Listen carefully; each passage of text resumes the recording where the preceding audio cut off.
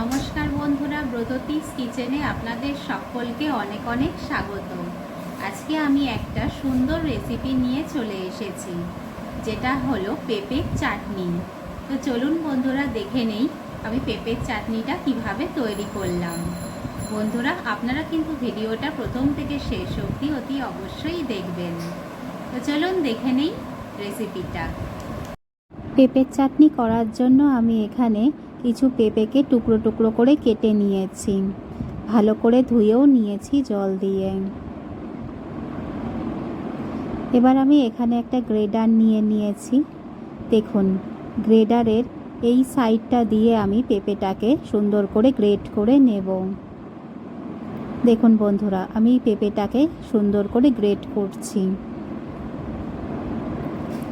ঠিক এইভাবে পেঁপেটাকে আমি গ্রেড করে নেব।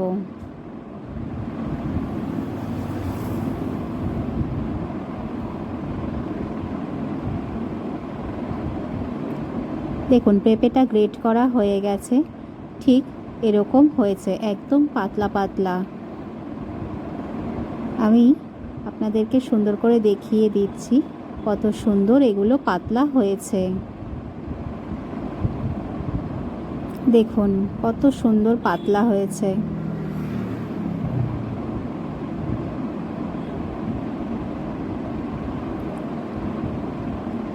এখানে আমি একটা পাতিলেবু নিয়ে নিয়েছি।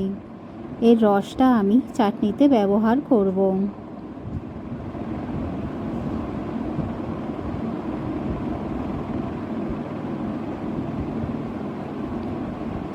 আর এখানে নিয়ে নিয়েছি একটু কাজু আর কিশমিশ, এটাও কিন্তু আমি চাটনিতে ব্যবহার করব।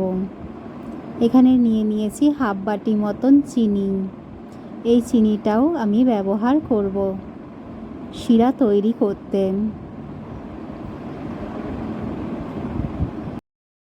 এখানে কড়াইতে একটু ঘি গরম করে তার মধ্যে কাজু কিশমিশ দিয়ে আমি খুবই হালকা করে একটু ভেজে নেব।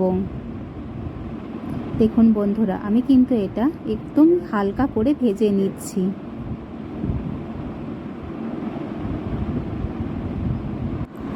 বাদামটা তুলে নিয়ে এবার ওই কড়াইয়ের মধ্যেই আমি জল দিয়ে দিয়েছি। এবার আমি এর মধ্যে দিয়ে দিচ্ছি চিনি। এটা দিয়ে আমি সুন্দর করে নেড়ে নেব।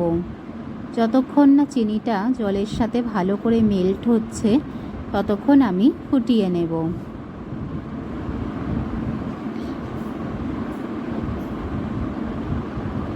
দেখুন, জলটা ফুটতে শুরু করে দিয়েছে।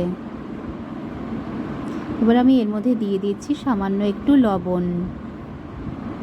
দেখুন, জলটা সুন্দর করে ফুটে গেছে। এবার আমি এর মধ্যে দিয়ে দিচ্ছি পেঁপের টুকরোগুলো। একে একে সব পেঁপের টুকরোগুলো আমি এর মধ্যে দিয়ে দেব। এবার খুন্তির সাহায্যে আমি সুন্দর করে নেড়ে দিচ্ছি। এবার আমি এটা ফুটতে দেব। মোটামুটি 10 মিনিটের জন্য আমি এটাকে ফুটিয়ে নেব।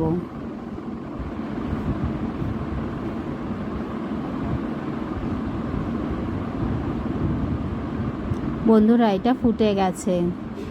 দেখুন, পেঁপের সাথে কিন্তু এটা ভালো মতো সিদ্ধ হয়ে গেছে।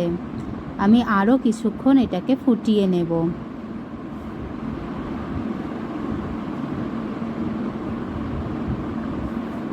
দেখুন বন্ধুরা, কতটা ঘন হয়ে এসেছে।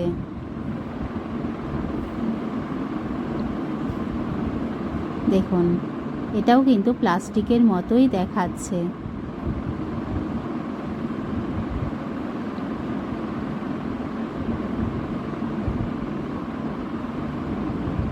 দেখুন, এই পর্যায়ে এসে আমি গ্যাসটাকে অফ করে দিয়েছি। এবার আমি এর মধ্যে দিয়ে দিচ্ছি লেবুর রস। লেবুর রসটা দেওয়া হয়ে গেছে বন্ধুরা। এবার আমি এর মধ্যে দিয়ে দিচ্ছি কাজু আর কিশমিশটা। এটা দিয়ে আমি সুন্দর করে নেড়ে দেব।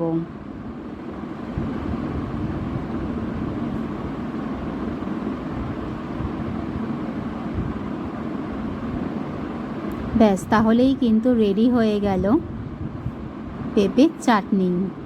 দেখুন বন্ধুরা, আমি কি সুন্দর করে সার্ভ করে দিয়েছি। আর কত সুন্দর লাগছে এটা দেখতে। বন্ধুরা, আপনারা একবার এটা বাড়িতে বানিয়ে খাবেন, আপনাদের অতি অবশ্যই এটা ভালো লাগবে। আর আমার চ্যানেলটাকে লাইক, শেয়ার, সাবস্ক্রাইব অতি অবশ্যই করে দেবেন। সকলে ভালো থাকবেন। ধন্যবাদ।